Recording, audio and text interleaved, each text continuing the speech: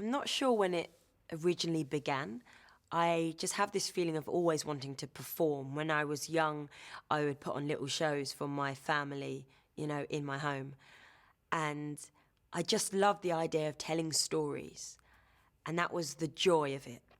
And Shakespeare wasn't someone that I necessarily knew about that much. I'd heard his name before, but I didn't know what his plays were about particularly. And then as I got to school, I then was introduced to Shakespeare.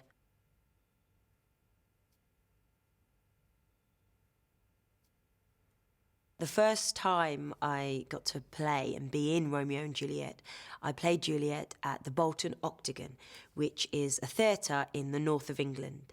And we had it set, it was in the round, and the audience were all around us, and it was set in Italy, and we were rich youth of Italy, and that was kind of the scene.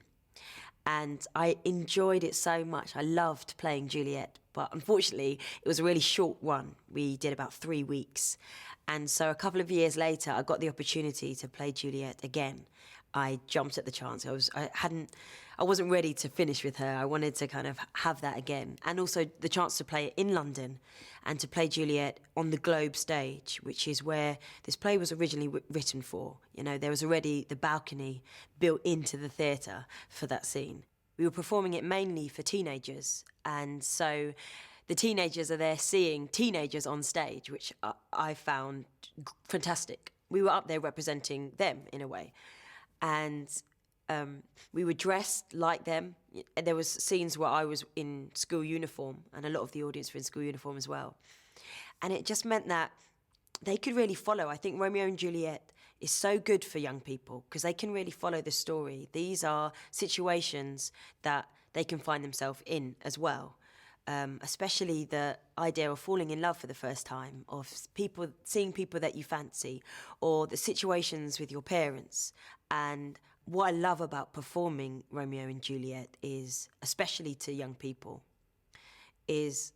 or to people who maybe have never been to the theatre before, is that when you ask a question as your character, we often got an actual response from the audience.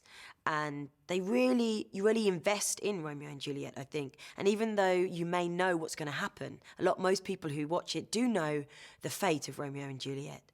They still kind of go on the ride with them. They still have the joy of them falling in love, and they feel that and they go through that.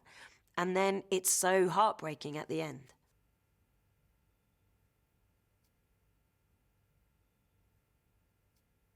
When I started actually speaking Shakespeare's words out loud, I did find a love for it. I love how Shakespeare made up words sometimes when he couldn't find the right word to make sense of what he was trying to say. And also, of course, sometimes he writes in rhyme, and so he needed to make up a word that would fit the rhyme. And I really liked that about it. I liked the poetry of it.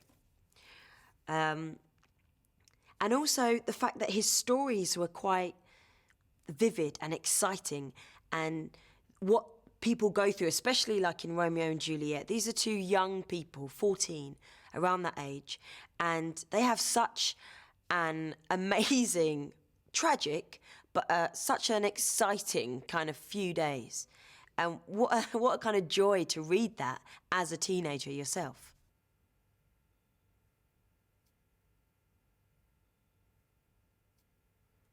I think there's so much in it.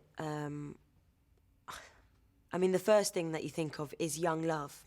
The idea of falling in love for the first time, the excitement of that, the danger of that in many ways. The idea of when you're a teenager, those first kind of arguments you start having with your parents, the first times you start realising that you think something different to your mum and dad. And also the idea of young people like the guys, and they're getting into fights all the time, and it's kind of unnecessary bloodshed and unnecessary arguments, I think, is something that happens as a teenager. Maybe it doesn't lead to death, but it's these unnecessary arguments and people growing up and not knowing how to necessarily deal with their emotions, and it all spiraling out of control. I think there's that. There's also the idea of these two families that are at war, that are fighting against each other. And this is an argument that has gone back so many years, nobody even knows why. And yet still, it's the young people, it's the next generation who suffer.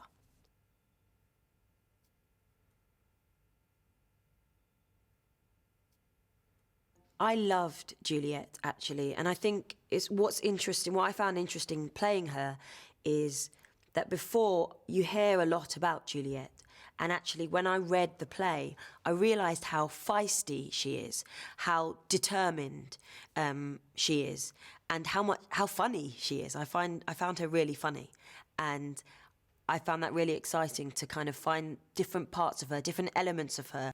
She's a good girl at heart. She wants to obey her parents. She wants to be good.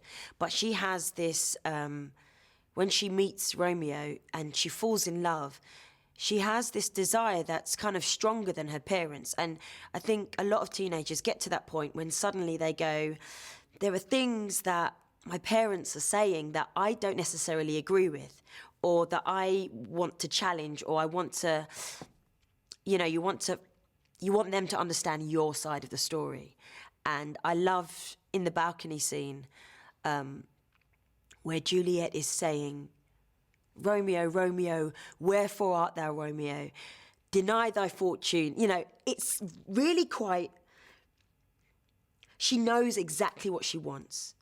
And it's not, oh, where are you, Romeo? Oh, you're so lovely. It's, come on, Romeo, come and find me. Forget about the fact that our families are against each other, fight all the time. If you want me, come and find me. She knows what she wants, and I love that. She's very determined.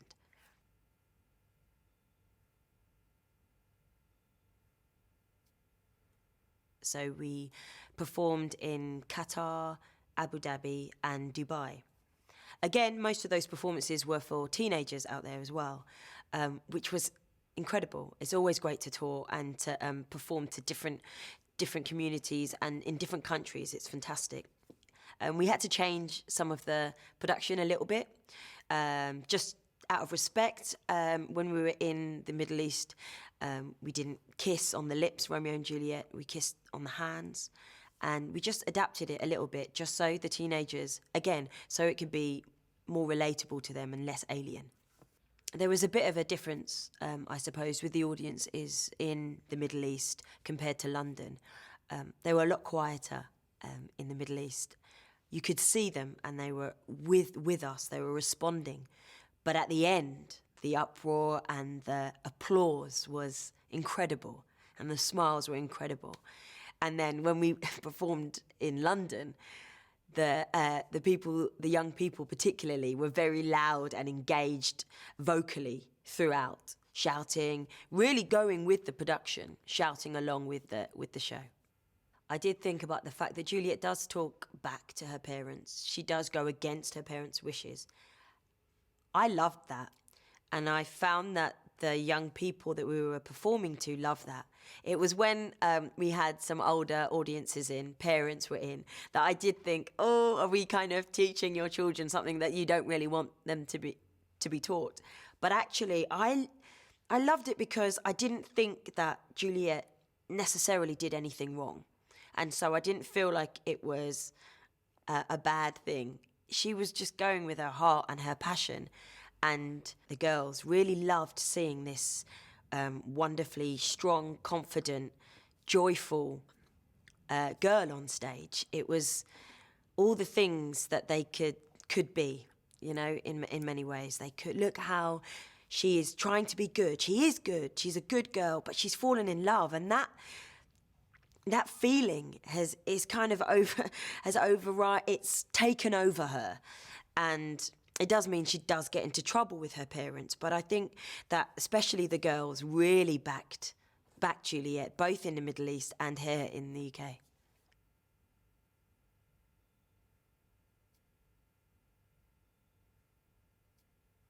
There's this line that always sticks out. My bounty is as boundless as the sea, my love as deep.